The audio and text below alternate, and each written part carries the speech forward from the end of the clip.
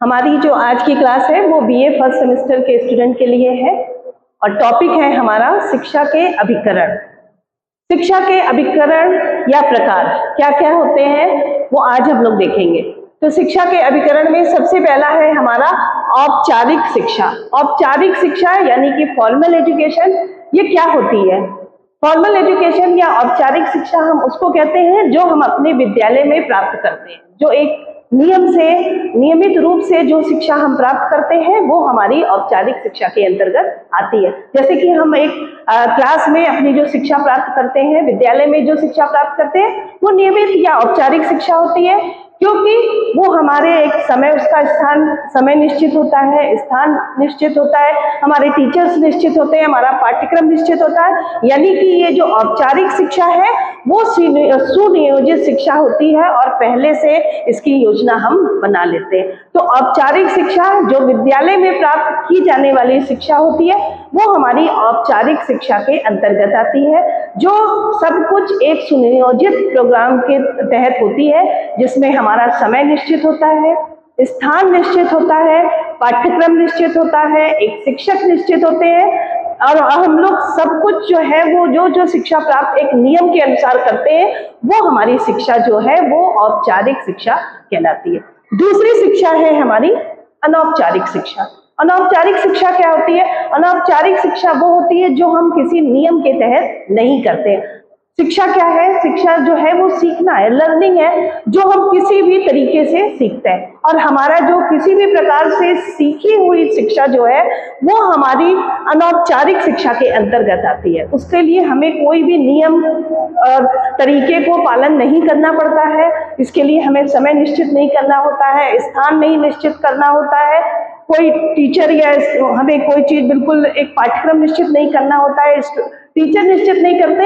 यानी कि ये जो शिक्षा है इसको हम पहले से योजना बना करके ये शिक्षा प्राप्त नहीं करते। तो ये शिक्षा हम इसको अनियमित शिक्षा भी कहते हैं, मतलब जो कि एक नियम के अनुसार नहीं होती है, वो शिक्षा हमारी होती है अनौपचारिक शिक्षा। अनौपचारिक शिक्षा के बहुत सारे साधन हैं, जैसे हम किससे प्राप्त कर सकते हैं अनौपचारिक शिक्षा। औपचारिक शिक्षा तो मान लीजिए कि हम विद्यालय में जाकर के एक नियम के तहत हम उस शिक्षा को प्राप्त करते हैं, परंतु जो अनौपचारिक शिक्षा है वो जैसे कि हम कोई भी टेप रिकॉर्डर हुआ, टेलीविजन हुआ, रेडियो हुआ, चलचित्र हुआ, जो कोई ऐसी श्रव्य दृश्य सामग्री जिसके लिए हमें प्रत्यक्ष रूप से टीचर के सामने उपस्थित नहीं होना है, कोई टाइम नहीं देखना है, और इन चीजों के माध्यम से हम शिक्षा जब हम प्राप्त करते हैं, मान लीजिए कोई ज्ञानवर्धक प्रोग्राम हम देखते हैं, किसी भी टीवी पे देखते हैं, कोई रिकॉर्डिंग हम सुनते हैं, किसी टेप के माध्यम से, किसी रेडियो के माध्यम से कोई भी हम शिक्षा से संबंधित कोई भी जुड़ी हुई चीजों को देखते हैं और उससे सीखते हैं। तो जैसे मान लीजिए आज के समय में कंप्यूटर है, कंप्यूटर के माध्यम से हम सीखते हैं, तो वो भी चीजें हमारी अनौपचारिक शिक्षा के अंतर्गत आएगी, क्योंकि उसके लिए हमें पहले से कोई योजना नहीं बनानी, हमें शिक्षा प्राप्त करना है तो उसके लिए हमें जगह एक निश्चित नहीं करना है, एक समय निश्चित नहीं करना कि हमें नहीं इतने ही टाइम पे हमें शिक्षा प्राप्त करनी। तो इस तरह की जो शिक्षा जो इन साधनों के माध्यम से जब हम प्राप्त करते हैं तो वो हमारी अनौपचारिक शिक्षा कहलाती है। तीसरी हमारी है निरौपचारिक शिक्षा। निरौपचारिक शिक्षा क्या होती है? निरौपचारिक शिक्षा जो हमारी है वो औपचारिक शिक्षा और अनौपचारिक शिक्षा का मिश्रित रूप होती है। मतलब कि जहां पर कुछ चीजें हमें निश्चित भी होती है, जैसे कि हमारा पाठ्यक्रम वगैरह जो चीज हमें सीखनी वो थोड़ा हमारा निश्चित होता है, पर बहुत सी चीजें हैं जो हमें पहले से नहीं तैयार करना या जगह निश्चित नहीं करना, समय निश्चित नहीं करना। तो ऐसी जो शिक्षा हम प्राप्त करते हैं जो दोनों तरीके से, कि थोड़ी नियमित भी रहे, थोड़ी अनियमित भी रहे या सुनियोजित भी रहे, तो वो शिक्षा हमारी मिश्रित रूप में जो हम शिक्षा प्राप्त करते हैं वो हमारी निरौपचारिक शिक्षा कहलाती है। तो औपचारिक शिक्षा जो सुनियोजित शिक्षा है, अनौपचारिक शिक्षा जो हमारी पहले से जिसकी हम योजना नहीं बना के किसी भी माध्यम से हम शिक्षा प्राप्त करते हैं, तो वो हमारी अनौपचारिक शिक्षा के अंतर्गत आ गई। निरौपचारिक शिक्षा इन दोनों का मिश्रित रूप होती है, जो कुछ जैसे कि पत्राचार शिक्षा है, पत्राचार शिक्षा या डिस्टेंस एजुकेशन या बहुत सी ऐसी चीजें, प्रौढ़ शिक्षा हुआ कि जो हम अपनी जीविकोपार्जन कर रहे हैं, मान लीजिए हम नौकरी कर रहे हैं, उसके माध्यम से हम नौकरी भी करते रहे और उसके बाद हम कोई अपनी क्लासेस भी ज्वाइन कर लें, सायंकालीन क्लासेस जैसे प्रौढ़ शिक्षा में हम कार्यक्रम करते हैं। तो ऐसी शिक्षा हमारी निरौपचारिक शिक्षा के अंतर्गत आती है। अगली हमारी है चौथा प्रत्यक्ष शिक्षा। प्रत्यक्ष शिक्षा क्या होती है? जो जैसे कि हम विद्यालय में या हम कहीं ऐसी जगह पे किसी से ऐसे टीचर से शिक्षा प्राप्त करें जिसमें छात्र और शिक्षक आमने सामने प्रत्यक्ष रूप से शिक्षा देते हैं। साथ छात्र एवं शिक्षकों के जो प्रत्यक्ष परिणाम स्वरूप जो हम शिक्षा प्राप्त करते हैं वो हमारी शिक्षा प्रत्यक्ष शिक्षा। वो ज्यादातर हम विद्यालय का एक उदाहरण ले सकते हैं कि जहां हम विद्यालय में अपने टीचर से स्टूडेंट जो है वो शिक्षा प्रत्यक्ष रूप से सामने लेते हैं, तो वैसी शिक्षा हमारी प्रत्यक्ष शिक्षा कहलाती है। अगली हमारी है अप्रत्यक्ष शिक्षा, जो हम किसी अन्य साधनों के माध्यम से करते हैं, जो हम प्रत्यक्ष रूप से टीचर के सामने बैठ करके कोई शिक्षा प्राप्त नहीं करते हैं। किसी भी चीजों के माध्यम से, जैसे कि रेडियो, टेलीविजन और कोई भी हम पेपर न्यूज वगैरह पेपर पढ़ रहे हैं, कोई टीवी में कोई प्रोग्राम देख रहे हैं, कहीं से कोई रिकॉर्डिंग सुन रहे हैं चलते फिरते, जब हमने कोई ऐसी अप्रत्यक्ष रूप से जब हम किसी चीज को सीखते हैं या शिक्षा प्राप्त करते हैं तो वो हमारी अप्रत्यक्ष शिक्षा कहलाती है, जिसमें टीचर और स्टूडेंट का आमने सामने प्रत्यक्ष रूप से वो नहीं होता है आमना सामना, तो ऐसी शिक्षा हमारी अप्रत्यक्ष शिक्षा कहलाती है। अगली हमारी है व्यक्तिक शिक्षा। व्यक्तिक शिक्षा क्या होती है?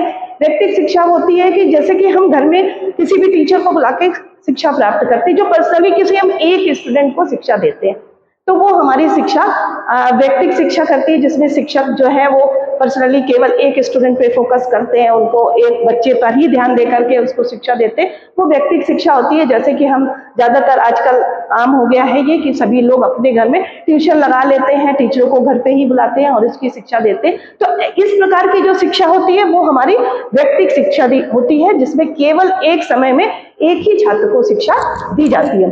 अगला हमारा है सामूहिक शिक्षा। जैसा कि नाम से स्पष्ट है, सामूहिक मतलब समूह में दी जाने वाली शिक्षा हमारी सामूहिक शिक्षा होती है। तो इसमें जैसे कि हमारे विद्यालय में हम लोग एक साथ कई बच्चों को एक ही क्लास में देते हैं ना शिक्षा, तो ये हमारी सामूहिक शिक्षा हुई, जिसमें जो शिक्षक है वो एक ही समय में कई स्टूडेंट को शिक्षा दे सकता है। या कई लोग मान लीजिए किसी चीज के भी माध्यम से, मान लीजिए हमने रेडियो लगा दिया, उसमें कई लोगों को बैठा दिया, या टीवी पे कोई प्रोग्राम लगा दिया, कंप्यूटर पे कोई चीज हमने ऐसी लगा दी और उसमें हमने कई लोगों को एक समूह के रूप में सबको बैठा करके और हमने शिक्षा दी।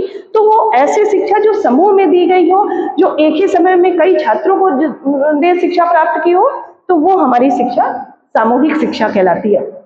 अगली हमारी है सामान्य शिक्षा। सामान्य शिक्षा कहती है जनरली शिक्षा, जो हम चलते फिरते बच्चों को देते, सामान्य जनरली शिक्षा देते हैं, जनरल रूप से बच्चों को समझाते हैं, जो चीजें देते हैं, यानी कि सामान्य जीवन के लिए जब हम बच्चों को तैयार करते हैं कि भाई ऐसा होता है, इस टाइप से हमें करना है, ये चीजें करनी है, तो ये जो जनरली जो सब लोग करते आए हैं ये होती है सामान्य शिक्षा, कि हमें मतलब क्लास में ये मेरा सिलेबस है और सबको यही यही पढ़ना है, सभी बच्चों को यही चीजों पे फोकस करना है, तो ये हमारी सामान्य शिक्षा होती है, क्योंकि सभी बच्चे एक जैसे ही शिक्षा प्राप्त कर रहे हैं। ये सामान्य रूप से ही सब बच्चों को दी जा रही है, उसके लिए कोई स्पेशल कोई ट्रीटमेंट बच्चों को नहीं दिया जा रहा है। सभी से कहा जा रहा है कि ये जो विषय है वो सभी को पढ़ने हो, चाहे हिंदी, इंग्लिश, ज्योग्राफी, हिस्ट्री कुछ भी हो, वो सामान्य रूप से सभी बच्चे उस चीज को पढ़ रहे हैं। तो ऐसी शिक्षा ये सामान्य शिक्षा के अंतर्गत आती है। अगली हमारी है विशिष्ट शिक्षा। विशिष्ट शिक्षा जो किसी विशेष चीज के लिए दी गई शिक्षा होती है वो विशिष्ट होती है। जैसे कि डॉक्टर बनना है तो उसके लिए मेडिकल की पढ़ाई करनी है, इंजीनियर करना है तो हमें इंजीनियरिंग की पढ़ाई करनी है, मतलब किसी स्पेशल चीजों के लिए हम स्पेशल जब शिक्षा प्राप्त करते हैं तो वो हमारी विशिष्ट शिक्षा होती है। और ये शिक्षा जो है छात्रों को किसी व्यवसाय के लिए तैयार करती है। अब किसी स्टूडेंट को टीचर बनना है तो वो उसी हिसाब से बीएड बीटीसी वगैरह करता है, वो उसकी ट्रेनिंग लेता है, क्योंकि वो उसे टीचर बनना है तो वो उसी व्यवसाय को अपनाना है, इसलिए वो उसकी स्पेशल शिक्षा लेता है। अब कोई बच्चा डॉक्टर बनना है तो डॉक्टर के लिए उसे मेडिकल की पढ़ाई करनी पड़ेगी।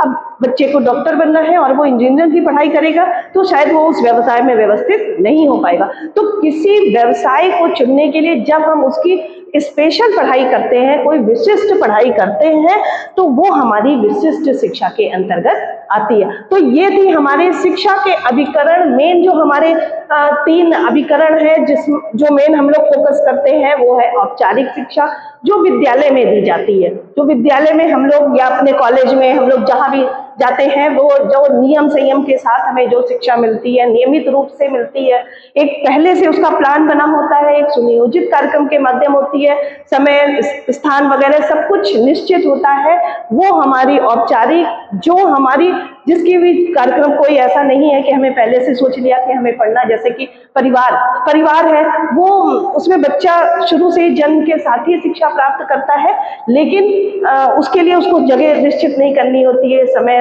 निश्चित नहीं करना होता, वो चलते फिरते किसी चीज के माध्यम से, रेडियो, टेलीविजन, चलचित्र, टेप रिकॉर्डर, इन सब चीजों के माध्यम से, पत्र पत्रिकाओं के माध्यम से जब हम ऐसी शिक्षा प्राप्त करते हैं, तो ये हमारी अनौपचारिक और निरौपचारिक, जो ये तीन मेन फोकस है कि निरौपचारिक शिक्षा, ये इन दोनों शिक्षा का मिश्रित रूप है कि कुछ चीजों में एक सिस्टम भी होता है, एक योजना भी होती है, एक प्लान होता है, लेकिन कहीं कहीं बिना समय वगैरह के जैसे कुछ निश्चित नहीं है, जैसे प्रौढ़ शिक्षा कार्यक्रम हुआ, पत्राचार शिक्षा कार्यक्रम हुआ, ऐसी जो शिक्षा है वो हमारी निरौपचारिक शिक्षा के अंतर्गत आ गई। तो ये थे हमारे शिक्षा के अभिकरण की, शिक्षा के अभिकरण क्या है, और इसको हमने इस तरह से बताया। ठीक, थैंक यू।